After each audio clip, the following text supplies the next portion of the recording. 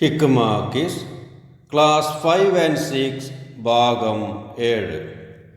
കുട്ടികളുടെ മൗദൂദി എന്ന പുസ്തകത്തെ ആസ്പദമാക്കിയുള്ള ക്വിസാണ് ഈ വീഡിയോ. 1. കേരളത്തിൽ ജമാഅത്തെ ഇസ്ലാമിക്ക് തുടക്കമിട്ടത് ആരാണ്? VP മുഹമ്മദ് അലി സാഹിബ്. 2. VP മുഹമ്മദ് അലി സാഹിബ് പഠാൻകോട്ടിലുള്ള ദാറുൽ ഇസ്ലാമിൽ എത്ര വർഷമാണ് താമസിച്ചത്? 2 വർഷം. 3. കേരളത്തിൽ ആദ്യമായി VP മുഹമ്മദ് അലി സാഹിബ് ജമാഅത്തെ ഇസ്ലാമി ആരംഭിച്ചത് എവിടെയാണ്? വളാഞ്ചേരിയിൽ. 4.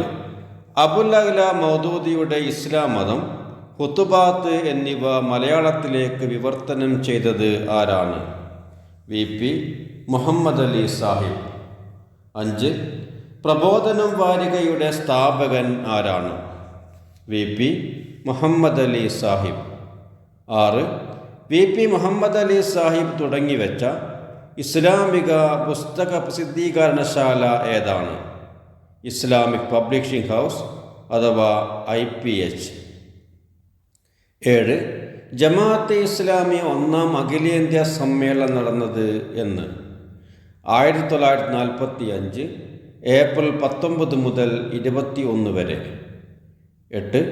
ജമാഅത്തെ ഇസ്ലാമി ഒന്നാം അഖിലേന്ത്യാ സമ്മേളനത്തിൽ എത്ര പേർ പങ്കെടുത്തു?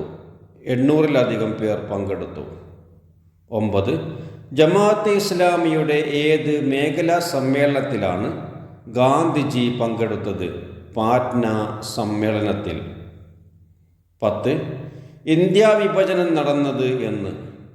1947 ഓഗസ്റ്റ് 14 ഇന്ത്യ എന്നും പാകിസ്ഥാൻ എന്നുമുള്ള 2 രാജ്യങ്ങളായി മാറി. 11. ഇന്ത്യ വിഭജന സമയത്ത് ദാറുൽ ഇസ്ലാമിന് ചുറ്റുമുള്ള മുസ്ലിങ്ങൾക്ക് നേരെ ആക്രമണമുണ്ടായപ്പോൾ എവിടെയാണ് അവരെല്ലാം അഭയം തേടിയത്? ദാറുൽ ഇസ്ലാമിൽ. 12. പുരുഷന്മാരെല്ലാം മരിച്ച് അക്രമികൾ നിങ്ങൾക്ക് നേരെ തിരിഞ്ഞാൽ അവസാന ശ്വാസം വരെ പൊരുതണം. ഒരാളും കീഴടങ്ങരുത്.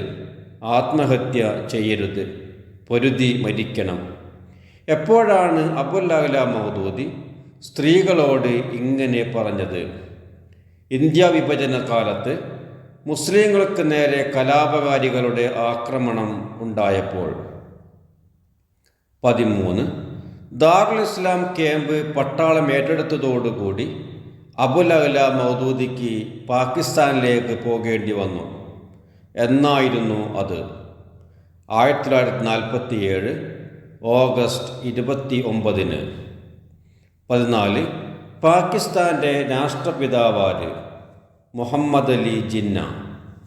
15. ഇന്ത്യ വിഭജനത്തിന് ശേഷം ലാഹോറിൽ അബുൽ അഅ്ല മൗദൂദി ഒരു സമ്മേളനം വിളിച്ചു ചേർത്തു. എന്നായിരുന്നു അത്? 1948 ജനുവരി 6. 16. ലാഹോർ റേഡിയോ നിലയത്തിലൂടെ നടത്തിയ 5 പ്രഭാഷണങ്ങളിലൂടെ അബുൽ അഅ്ല മൗദൂദി പ്രധാനമായും പറഞ്ഞ കാര്യങ്ങളേവ?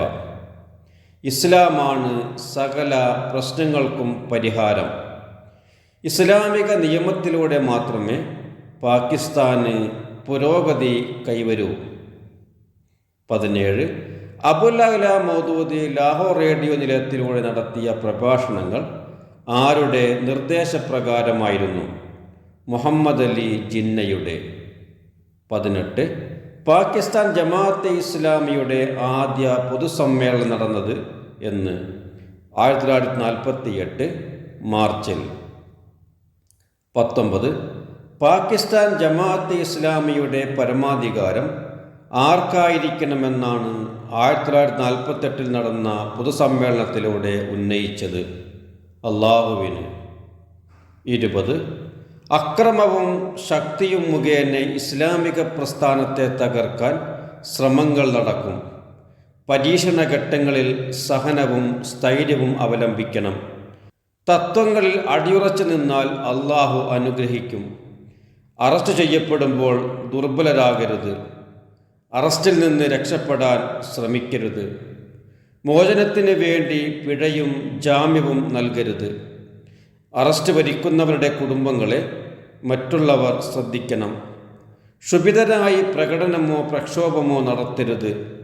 മനോവീര്യം നഷ്ടപ്പെട്ട് മടിയന്മാരായി നിൽക്കുകയും ചെയ്യരുത്. അബുൽ അഅ്ല മൗദൂദി ഇങ്ങനെ പറഞ്ഞ സന്ദർഭമേത്? 1948 ജമാഅത്ത് പ്രവർത്തകരെ അറസ്റ്റ് ചെയ്തു തുടങ്ങിയപ്പോഴാണ് അബുൽ അഅ്ല മൗദൂദി തൻ്റെ അനുയായികളോട് ഇത് പറഞ്ഞത്. വീഡിയോ പറ്റിയുള്ള നിങ്ങളുടെ അഭിപ്രായങ്ങളും നിർദ്ദേശങ്ങളും കമൻറ്റ് ബോക്സിൽ കുറിക്കുക.